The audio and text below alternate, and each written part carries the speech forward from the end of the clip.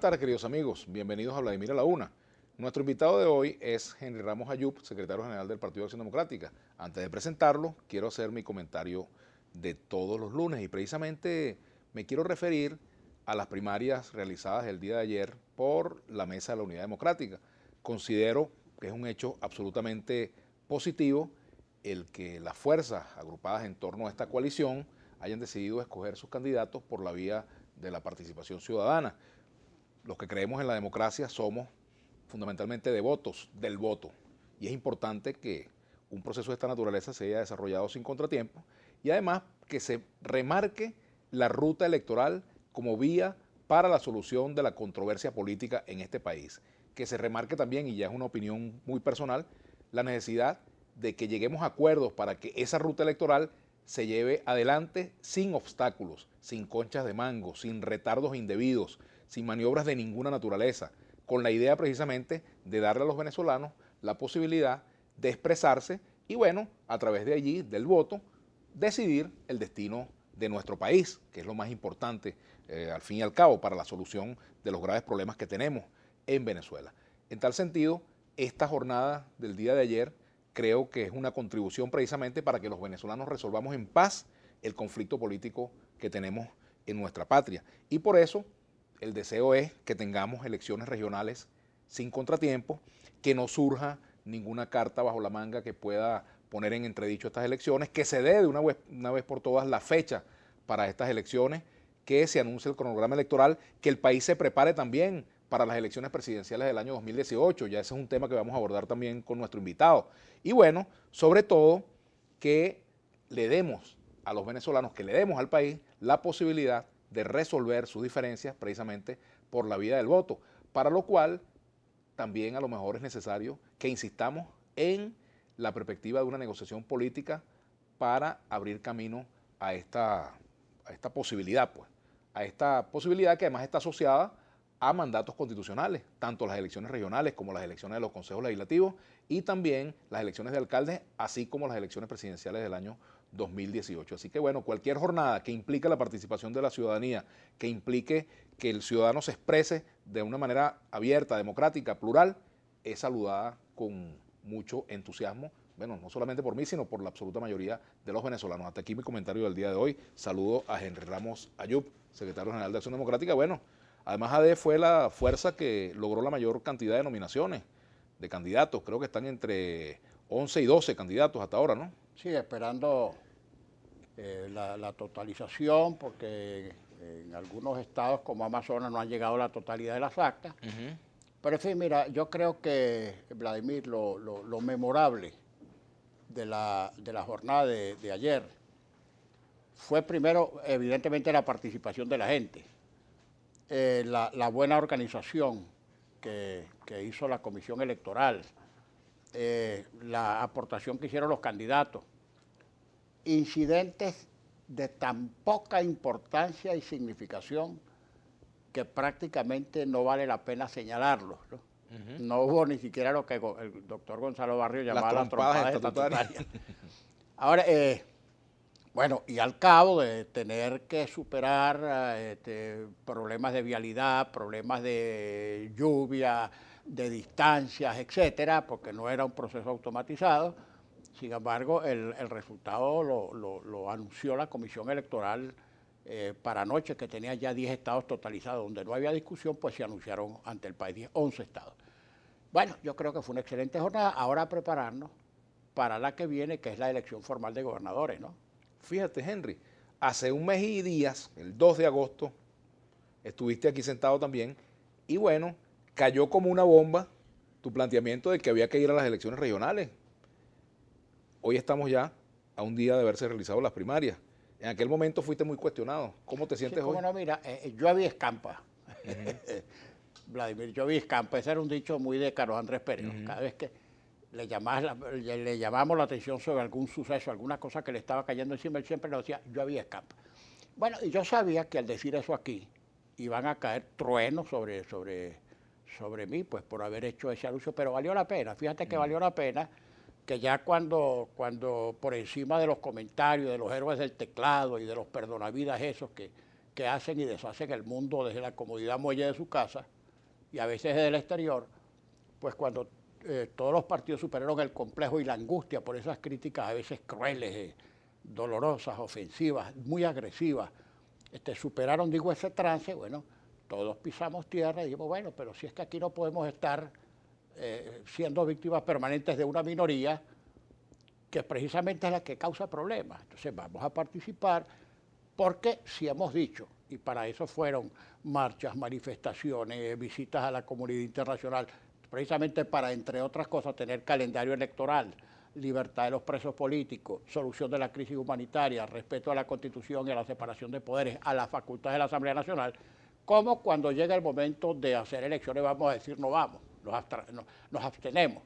Bueno, digo, superado ese trance, una vez que pisamos tierra, una vez que decidimos cumplir al pie de la letra el mandato que recibimos en el referéndum del 16J, que fue una extraordinaria jornada popular también, pues hicimos lo que teníamos que hacer, inscribimos nuestros candidatos, en algunos casos se produjeron alianzas, en fin, ese resultado que tuvimos ayer que fue, repito, extraordinario y que ahora tenemos que refrendar o que blindar participando todos en las elecciones de esos candidatos que ganaron ayer y de los que fueron electos por consenso anteriormente, que fue en 4 estados.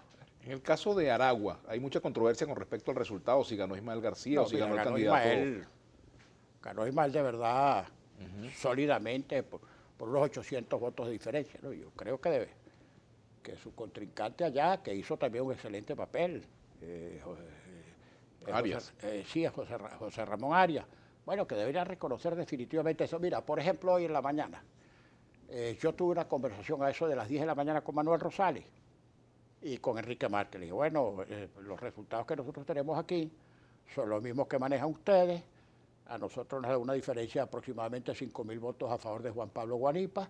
Caramba, Manuel, mi sugerencia es que yo creo que sí. Me dijo, no, Henry, si es que ahora mismo en la mañana nos estamos preparando para dar una rueda de prensa y reconocer el triunfo de Juan Pablo Guanipa e inmediatamente ponerse a la orden del candidato que ganó, que fue Juan Pablo Guanipa, para ayudarlo a que le gane la gobernación al candidato del gobierno, porque hace falta el esfuerzo de todos. No es que ahora, bueno, ganó mi candidato y me olvido de todos los demás, no, ahí es donde tienes que sumar más para ganarle las elecciones al candidato que presenta el gobierno, que seguramente tendrá ventajas institucionales, abusos de todo tipo, en fin. Y fíjate que inmediatamente que llamé a Manuel y a Enrique Márquez, que me dieron esta información, inmediatamente llamé a Carlos Cariz y a Juan Pablo Guanipa. No pude localizar en ese momento a Tomás. Dije, Juan Pablo, se va a producir esto a las 11 de la mañana. Mi muy modesta y humilde sugerencia es que se modere un poco el lenguaje, etcétera. Bueno, y así se hizo y ya está. En el caso de Monagas, también hubo el reconocimiento rápido de AD, ¿no? Del triunfo de Guillermo Cal. Ganó Guillermo Cal, propuesto por Copey.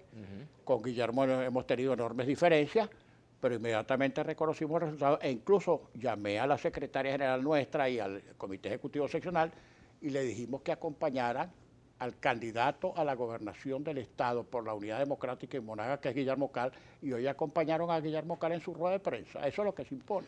Con Guillermo Cal y con muchos que pasaron por AD aplica aquello de que adeco hasta que se muere. Puede ser. Vamos a la pausa, ya venimos con más de Vladimir a la Una. Henry Ramos Ayub, nuestro invitado hoy en Vladimir a la Una por Globovisión. Henry, mucha gente se preguntaba por qué Henry Ramos Ayub anda en el interior del país mientras la mayoría de la dirigencia se concentra en Caracas en las protestas, en las manifestaciones. Bueno, mira, Vladimir, por supuesto, nosotros asistíamos a las protestas, a los plantones, a los eventos de calle que se hacían en Caracas, pero hay una circunstancia objetiva que nadie puede pasar por alto, sobre todo si tú eres dirigente político. En la Gran Caracas, donde se efectuó el grueso de esos eventos de calle, por cierto, no para la abstención, sino pidiendo procesos electorales, liberación de los presos, respeto a la Asamblea, crisis humanitaria, solución de la crisis humanitaria, etcétera. Pero en la Gran Caracas viven 6 millones de personas y en el resto de Venezuela, en los otros 330 y tantos municipios del interior, hay 30 millones de habitantes. A esa gente, mira, primero necesitan que los dirigentes nacionales hagan presencia allí para informar lo que se está haciendo y por qué, lo que se hace o no se hace, para escuchar sus reclamos, sus críticas, sus necesidades. Eso tú no puedes estar haciendo política siempre a distancia y solo a través de los medios que por supuesto son también un instrumento imprescindible para hacer política, pero la presencia, el contacto físico con la gente, en conversatorios, en asambleas, en caminatas, en reuniones con los diferentes sectores, eso no tiene sustituto y eso hay que seguirlo haciendo. Bueno, yo creo que parte del resultado nuestro se debió a que nosotros hicimos una labor febril, bueno, superando distancias, porque, o sea, como no nos venden boletos en aviones comerciales, tenemos que ir por tierra. Bueno, pero por tierra visitábamos pueblos, caseríos, etcétera, y nos pusimos en contacto directo con la gente para promocionar los candidatos. Y eso dio un buen resultado. Ahora, ¿qué tenemos que hacer? Ya que tenemos 21 candidatos electos o designados por consenso, irnos otra vez para el interior para promocionar esos candidatos, para darles aliento, para acompañar su esfuerzo, porque ahora hay que ganarle a los candidatos del gobierno. Ahora lo que hemos cumplido simplemente es una etapa entre nosotros ya superada, afortunadamente y bien superada. Ahora a promover esos candidatos que tienen que competir. ¿Es pan comido ganar el gobierno en estas elecciones regionales? ¿Ah? Para ustedes, ¿es pan comido ganar el gobierno? Frente a este gobierno no hay pan comido. Hay que comerse el pan, pero no es que es pan comido. Y eso supone, ya sabemos, desventajas institucionales, presiones de todo tipo, amenazas de inhabilitaciones, etcétera, un sinfín de cosas en la fertilidad de un gobierno que recurre a este tipo de añagazas y de truculencias y de ardides para ganar como sea. Bueno, cuando el presidente nos ha dicho que es con balas o es con votos, o preferiblemente con balas y todos esos excesos de irresponsabilidad en el presidente, bueno, sabemos que cualquier cosa puede pasar. A veces, por cierto, es más la bulla que la cabulla, pero ni siquiera debería haber bulla tratándose del presidente de la República. Ok, pero ¿qué te digo? Fíjate, nosotros le recomendamos, se lo decía a todos mis compañeros candidatos en este proceso antes de las elecciones de ayer. Compañeros, si usted gana su elección, y se lo decía en público, si usted gana su elección, en primer lugar, cero agresividad y lenguaje contra los otros candidatos. Si usted se siente seguro de su triunfo, no toque ni con el pétalo de una rosa a su adversario de hoy, que mañana usted lo necesita para ganarle al gobierno. Segundo, al usted ganar, antes de celebrar, inmediatamente llame a los participantes, a los otros participantes que no obtuvieron el triunfo, llámelos e intégrelos a su comando. Administren con absoluta humildad la victoria.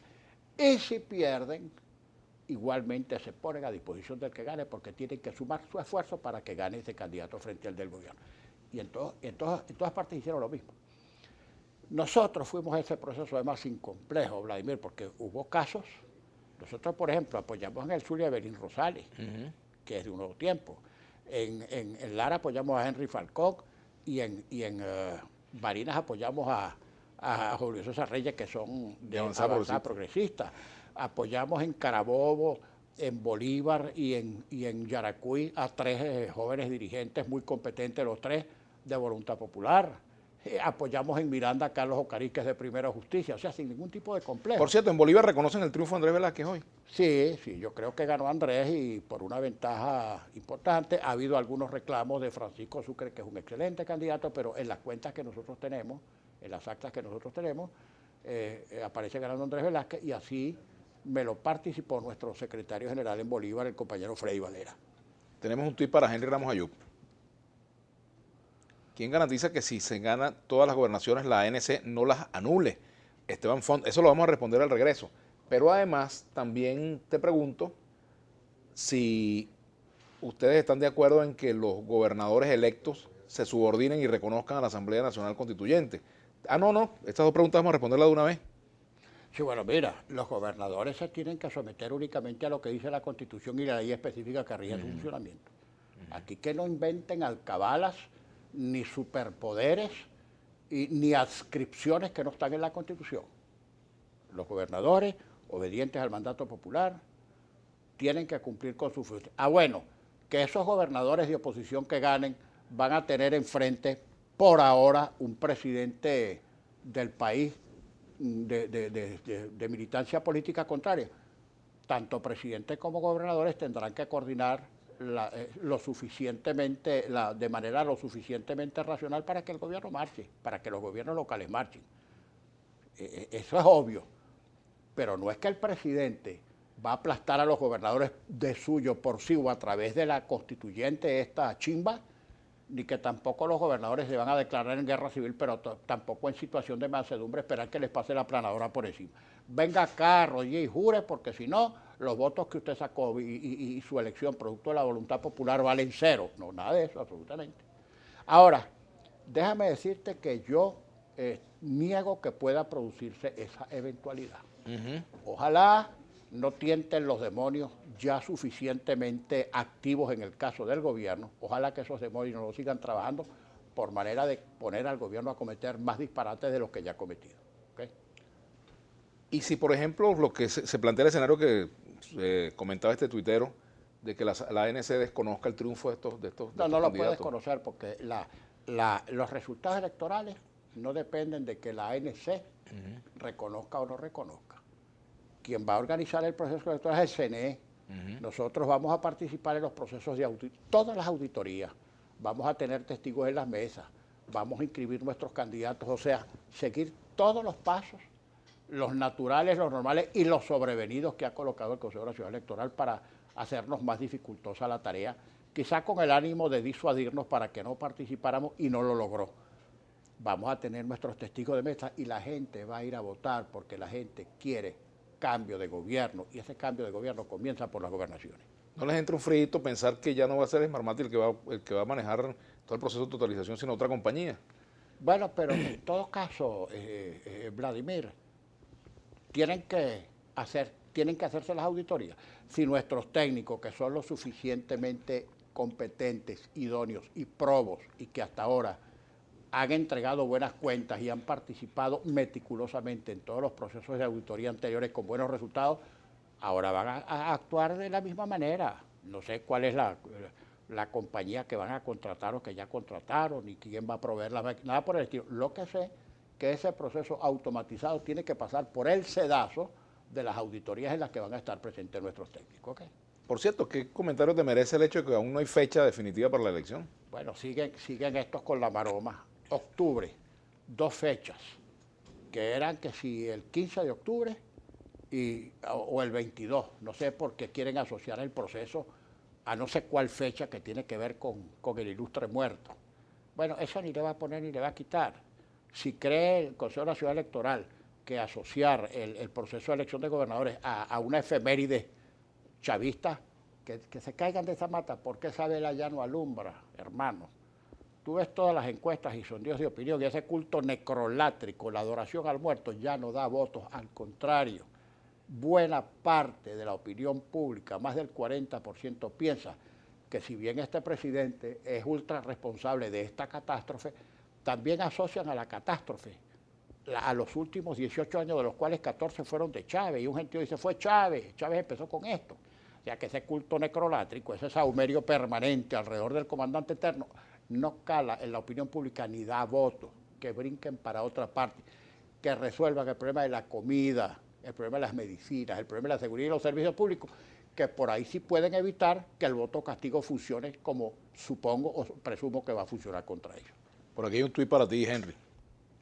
¿Qué trabajo hay que hacerse para recuperar a sectores de oposición que están recelosos con las elecciones? Guillermo Gil, lo vas a responder al regreso. Sí. Y me gustaría que abordáramos también un tema y tiene que ver con los resultados de estas primarias opositoras, el fortalecimiento de AD como alternativa política y el hecho de que algunas personas o algunos sectores políticos y económicos ven con recelo una posible candidatura tuya. Vamos a hablar al regreso. Ya venimos con Henry Ramos Ayub, secretario general de Acción Democrática.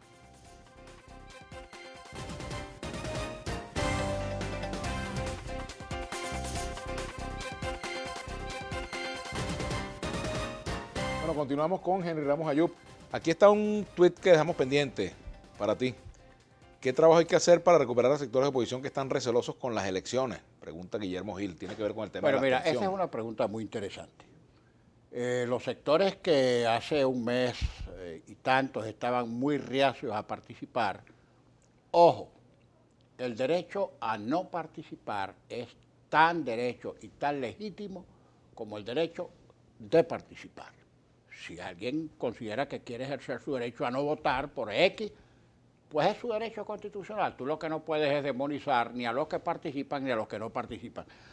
Pero el porcentaje de aquellas personas que por determinadas razones, unas explicables, otras no querían participar, a medida que ha pasado el tiempo, quizás con la participación de otros sectores, con las explicaciones, con las informaciones, han ido cambiando de opinión por manera de que, aunque nos ataquen los virulentos, los radicales y sobre todo los laboratorios, esas cuentas robot, hoy día más del 65%, según todas las encuestas de opinión, son proclives a la participación. Ese número ha ido mejorando paulatinamente y yo creo que a medida que se acerquen las elecciones de gobernadores y visto cuando la gente aprecie que de no votar las gobernaciones pueden quedar en manos del régimen y que de votar tú puedes cambiar esos gobernadores para debilitar la base de apoyo del régimen, la gente va a tomar su decisión. Yo estoy convencido de que la participación en las elecciones de gobernadores va a ser abrumadora. Pero bien, en esos sectores reacios a participar, tú cuando te acercas, cuando hablas, cuando explicas, algunos todavía con sus dudas dicen, bueno, es razonable lo que me estás diciendo. Por eso es que es esencial, es fundamental la labor de comunicación, la labor de información. Claro, siempre va a haber unos recalcitrantes y unos virulentos que quizás hasta por capricho, pues, o por no rectificar o no dar su brazo a torcer, siguen sin argumento diciendo que no se debe participar. Ese también es su derecho y hay que respetarlo.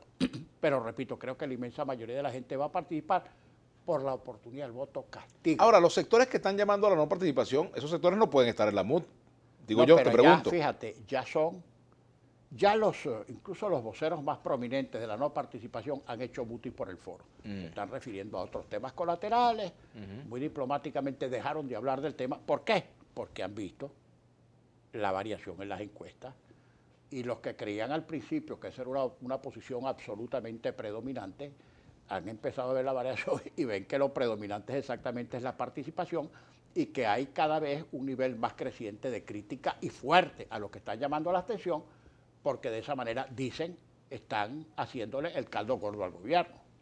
Bueno, Henry, te dejé otra pregunta pendiente y tiene que ver con el hecho de que ADE, bueno, obtuvo la mayor cantidad de nominaciones que no son al Oscar, sino las gobernaciones, de candidatos a las gobernaciones. Y bueno, hay versiones, rumores, informaciones, según las cuales hay factores políticos y empresariales, incluso dicen que hasta bancarios, que estarían ya viendo con preocupación y recelo una eventual candidatura presidencial tuya.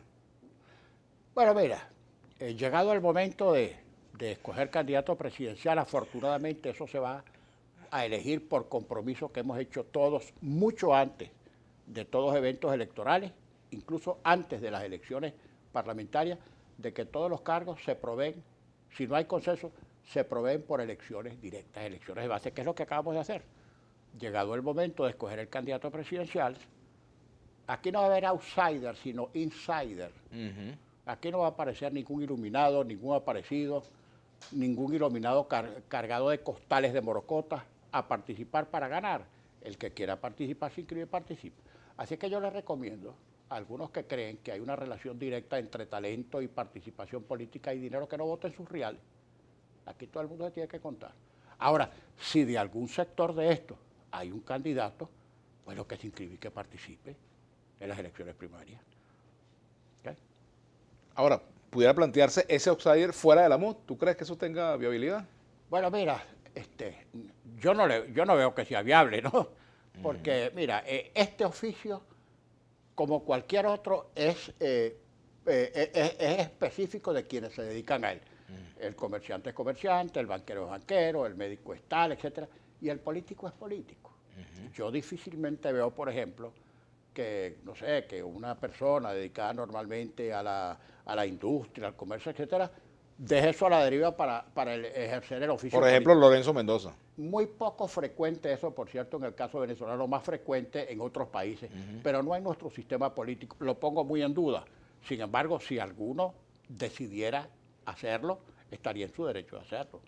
Que vean los pros y los contras de esa participación. Mira, y en el caso de los empresarios, no de ahora, yo lo he dicho desde hace muchos años y hasta tengo textos escritos y discursos pronunciados, incluso durante el segundo gobierno de Carlos Andrés Pérez. Pues.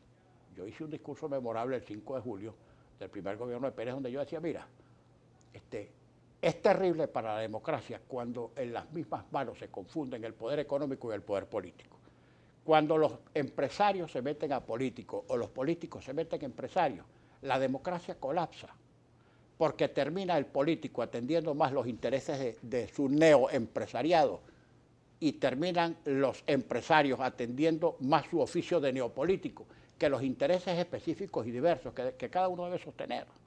Imagínate tú, un empresario va a venir al gobierno aquí a trabajar por el país o por su patrimonio, y al revés. Si un político se mete empresario, termina no defendiendo la política, sino sus intereses sus neointereses empresariales.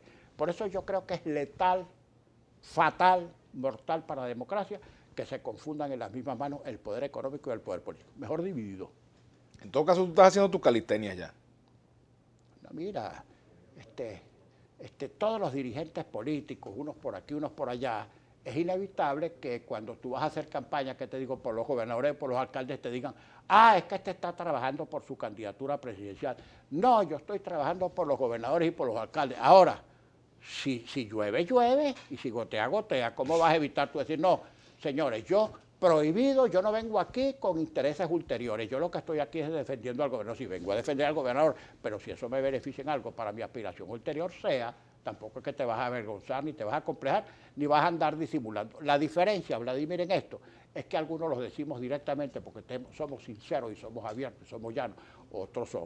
Otros hacen lo mismo, pero lo disimulan o simulan que hacen otra cosa. Pero los que hemos sido políticos sabemos que no hay político que no sueñe con la presidencia de la República. Claro, eso no es ningún pecado. Digamos, quizás no con la presidencia, algunos soñarán con una alcaldía, Así, otros una gobernación. con una gobernación, otros querrán, que te digo, ser ministro, otros presidentes, y eso es absolutamente legítimo, eso no es pecaminoso, ni ilícito.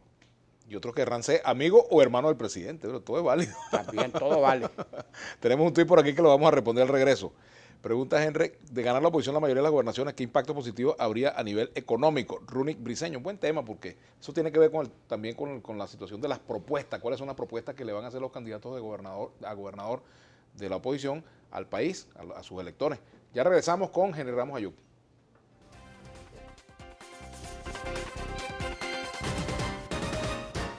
Bueno, continuamos con Henry Ramos Ayub. Vamos a ver algunos comentarios en las redes. Y dejamos pendiente una pregunta que tenía que ver con las propuestas. Pregunta Henry que de ganar la oposición mayoría de las gobernaciones, ¿qué impactos positivos habría a nivel económico? Runic Briceño. El impacto positivo es que un grupo, un equipo importante de gobernadores, la mayoría, y sobre todo de las más importantes, las más grandes, las cuantitativamente más grandes del país, presionarán sobre el presidente para cambiar y tomar medidas económicas. Si ese es un mecanismo de presión constitucional y legítimo. Incluso, mira, que comience la presión por lo más sencillo. Siempre el gobierno hace aumento de salario y no le transfiere a los gobernadores y a los alcaldes los proventos, los fondos para honrar esos aumentos salariales decretados por el presidente y deja colgadas a las gobernaciones y las alcaldías. Bueno, empezando por ahí, la presión que pueden ejercer los gobernadores para la normalización del abastecimiento, para que el gobierno implemente medidas para que lleguen las medicinas, la situación de los servicios médico-asistenciales, salud y educación. Bueno, una serie de mecanismos sobre materias y áreas de competencia que deben ser ejercidas de manera coordinada.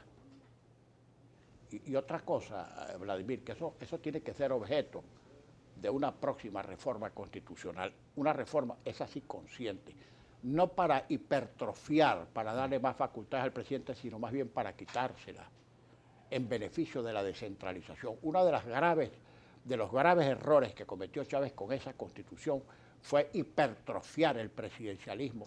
Se arrogó, se dio a sí mismo tal cantidad de facultades que se indigestó. Bueno, todo lo contrario, si una de las grandes conquistas fue la descentralización, que por cierto, con todos los errores que tenga, la administración descentralizada funciona mucho mejor que la administración central. Tiene vicios, tiene corruptela, todo lo que tú quieras, pero vicios y corruptelas inferiores al del poder central. Y además es insólito que tú tengas gobernadores y alcaldes que dependen de que un ministro te mande, que te digo, el papel higiénico. O que el ministro te mande, caramba, un cajón de medicina. O que un hospital que está en tu jurisdicción, aunque se esté cayendo, tú no lo puedes atender porque es competencia de un ministerio que esté en la capital de la República. Tienes que descentralizar la educación, la salud, etcétera, y coordinar con el Poder Nacional aquellos servicios que tengan que prestarse o que desarrollarse o que ejercerse de manera conjunta. Aquí pregunta, ¿dirigencia opositora está en capacidad de resolver los problemas sin quitar beneficios como misiones u otros? Si es que Felipe Romero. Pero ¿de quién dependen las misiones? Las misiones dependen del Gobierno central. Ojalá las descentralizara y las despolitizara. Ahora, el gobierno lo que debe hacer es evaluar las misiones como programas sociales que son, a ver cuáles funcionan y cuáles no funcionan. ¿Quién va a suprimir una misión que funcione bien? Más bien la fortalece, la diversifica, procuras que llegue a una mayor cantidad de personas, porque en tanto como gobernante te conviene que la gente esté contenta. Ahora, si el gobierno concentra las misiones, no las evalúa, no las descentraliza, las aplica los beneficios de manera discriminatoria, como un instrumento de subyugación, de sometimiento, caramba, eso no puede ser así. Ahora mira, te insisto, todo el poder colocado en una sola mano es malo. El poder hay que dividirlo en diferentes ramas del poder público y dentro de un mismo poder público en diferentes instancias. Para eso está el poder nacional, el poder estatal y el poder municipal. Eso no es un invento contemporáneo de ningún político opositor, eso está en la Constitución. Bueno, señor, aplíquelo. Henry, lo internacional, las sanciones que ha anunciado el gobierno de los Estados Unidos, la gira de Julio Borges ha sido catalogado por el presidente Maduro de traidor a la patria. Y ya hay miembros de la Asamblea Nacional Constituyente pidiendo sanciones penales contra Bueno, mira, en Julio esto Borges. yo quiero ser reiterativo. No constituye ninguna traición a la patria que tú concurras a foros internacionales, a organismos de los cuales Venezuela forma parte, e incluso a pedir la aplicación de instrumentos suscritos por Venezuela. Ese es un derecho constitucional, no de un funcionario público, de cualquier ciudadano. Va a ser traición a la patria que cualquiera de nosotros vaya a la OEA a denunciar lo que pasa en Venezuela, o que vaya a la ONU, o que vaya a cualquier corte internacional a promover la defensa de ciertos derechos y la sanción a ciertas conductas que violen la Constitución o los derechos humanos. Eso es ser antipatriota, eso es traición a la patria. Por supuesto, así como el gobierno tiene derecho de promover sus excelencias, entre comillas, en los foros que le dé la gana, los opositores tenemos derecho a ir a los foros que nos dé la gana a criticar al gobierno. Por cierto, ¿qué opinas de esta gira del presidente Maduro? Bueno, mira, yo no sé qué fue allá. Bueno, yo no sé, a lo mejor es turismo, porque yo no creo que vaya con eso a los países donde fue que vaya a recibir fondos o a conseguir dinero fresco para resolver los terribles problemas que tiene aquí por falta de reserva y por falta de moneda. Mira, otra cosa. La semana pasada el presidente habló de la convertibilidad de las operaciones ahora en rublos, yuanes, Rupias. rupias. Señor, alguien le habrá dicho al presidente que en definitiva eso tiene que ir a casa del dólar. Porque si tú vas a comprar, pongamos por caso, medicinas en Europa, tú allá no puedes pagar con rublos, ¿vale? Tienes que pagar con dólares. Entonces tienes que cambiar rublos a dólares para pagar con dólares. Ni con rupias, ni no sé cómo se llamarán la moneda de los países iraníes, y de Irán o los países, no sé, dinares. Todo el mercado internacional se transa en dólares. Los rusos no transan en rublos, sino en dólares. Los chinos no transan en yuanes, sino en dólares. Incluso ni en euros. Los europeos no transan en euros, transan en dólares. Ahora yo no sé quién le diría al presidente que él se libera del azote de Dollar Today por el hecho de que vaya a transar las operaciones en, no sé, en rupias, o en dinares, o en shekel, que es la moneda israelí. No. Un disparate. Pero bien, yo no sé qué valor puede tener esa gira. Mira, le guste o no le guste a Nicolás Maduro, Venezuela está inserta en el mundo occidental. Por supuesto, eso no quiere decir que tú, por ejemplo, no realices transacciones comerciales, industriales o financieras, digamos, con los países de Asia, como China o Japón. Pero Venezuela, le guste o no le guste a Nicolás Maduro, le gustara o no le gustara a Chávez, está inserta en el mundo occidental, y el mundo occidental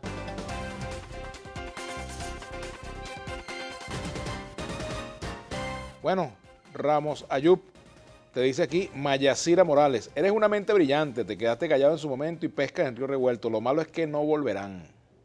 Ay, señora, usted está mal informada, si ya volvimos hace rato, señora, ¿no se ha dado cuenta usted?